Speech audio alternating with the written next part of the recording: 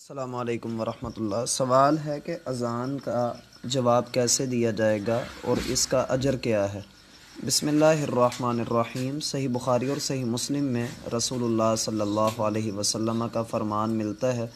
کہ جس میں آپ علیہ الصلاۃ والسلام نے حکم دیا ہے کہ جیسے مؤذن کہتا ہے ویسے ہی آپ اس کے ساتھ کلمات کو دہرائیں گے، یعنی وہ اللہ اکبر کہے گا تو آپ بھی اس کے پیچھے اللہ اکبر کہیں گے، اور اسی طریقے سے آپ اس کا جواب دیتے چلے جائیں گے، یہاں تک کہ آپ جب حی علی تین پہ پہنچیں گے، یعنی حی علی الصلاۃ اور حی علی الفلاح پہ پہنچیں گے تو وہاں پر آپ لا حول ولا قوۃ الا باللہ اس کے جواب میں کہیں گے۔ اور اذان دینے کی فضیلت بھی بہت ساری رسول اللہ صلی اللہ علیہ وسلم نے بیان فرمائی ہے، مثلاً یہ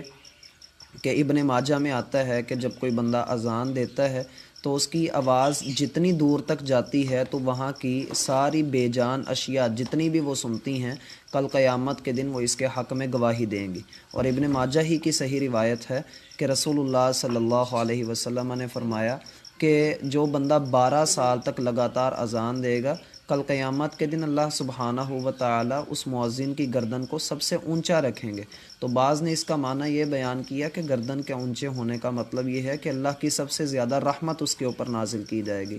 پھر یہ ہے کہ بندہ جب اذان کا جواب دے چکے اس کے بعد درود شریف پڑھنا رسول اللہ صلی اللہ علیہ وسلم کا حکم ہے۔ پھر وہ مسنون دعا کہ اللہم رب هذه الدعوة التامة والصلاة القائمة آت محمدا الوسیلۃ والفضیلہ وبعثہ مقاما محمودا الذی وعدتہ انک لا تخلف المیعاد،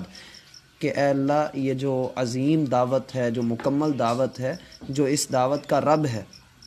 محمد صلی اللہ علیہ وسلم کو وسیلہ اور فضیلت عطا فرما دیں۔ آتی محمدا الوسیلۃ والفضیلہ وبعثہ مقاما محمودا الذی وعدتہ، اور ان کو وہ مقام محمود عطا فرمائیں کہ جس کا آپ نے ان سے وعدہ کیا ہے، اور بلا شبہ آپ اپنے وعدے کے خلاف نہیں کرتے۔ اس کے بعد شہادتین پڑھے، اشہد ان لا الہ الا اللہ وحدہ لا شریک لہ واشہد ان محمدا عبدہ ورسولہ، اور اس کے بعد یہ دعا پڑھے رضیت باللہ ربا وبالاسلام دینا وبمحمد نبیا۔ رسول اللہ صلی اللہ علیہ وسلم فرماتے ہیں کہ ایسے شخص پر میری شفاعت واجب ہو جائے گی۔ اور پھر یہاں پر یہ بات بھی ذہن میں رکھیے کہ اقامت کا جواب بھی دینا چاہیے، اور اقامت کا جواب بھی ویسے ہی دیا جاتا ہے جیسے کہ اذان کا جواب دیا جاتا ہے۔ اور بعض لوگ جو قد قامت الصلاۃ کے الفاظ میں کہتے ہیں کہ اقامہ اللہ و ادامہ، تو وہ روایت اپنی سند کے اعتبار سے ضعیف ہے۔ رہا یہ کہ عورتوں اور مردوں کے لیے کیا حکم ہے، تو یہ یکساں حکم ہے، دونوں ایک جیسے ہی اس کا جواب دیں گے، کسی کے لیے کوئی جو ہے وہ خاص طور پہ حکم نہیں ہے۔ اور یہاں پر یہ بات بھی ذہن میں رکھیے کہ الصلاۃ خیر من النوم، اس کے جواب میں بھی الصلاۃ خیر